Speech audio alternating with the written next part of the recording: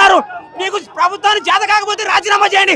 అంతేగాని మా యువతనే police station కి మీకు తీసుకుని హక్కు రాజ్యాంగం కల్పించిందా అని సభాముఖంగా అడుగుతున్నాను.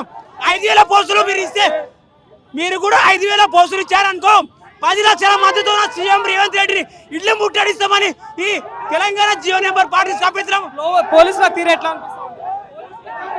ఈ పోలీసు అభ్యర్థుల పైన కూడా చర్యలు తీసుకోవాలన్నా మేము శాంతియుతంగా రోడ్ పక్కకి వెళ్ళి ర్యాలీ చేస్తుంటే ఈ పోలీసు వాళ్ళు మమ్మల్ని పట్టించుకోకుండా జీపులలో వ్యాన్లలో వేసుకపోవడం జరుగుతుంది. కాబట్టి దీని వెంటనే మేము ఖండిస్తున్నాము.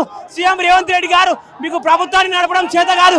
కాబట్టి మీరు వెంటనే సీఎం రేవంత్ రెడ్డి రాజీనామా చేయండి.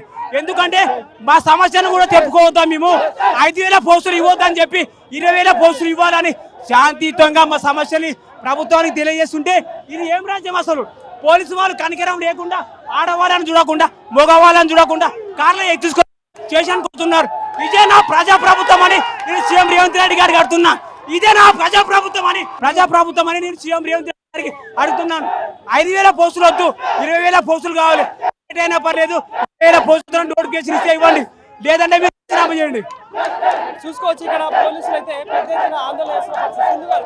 ఏం చెప్తారు దీనికి? ఏం లేదండి, 5,000 మేము 20,000 చేయమని అడుగుతున్నాం. దానికి ప్రభుత్వాలు ఎందుకు ఒప్పుకోవట్లేదో నాకు తెలియదు.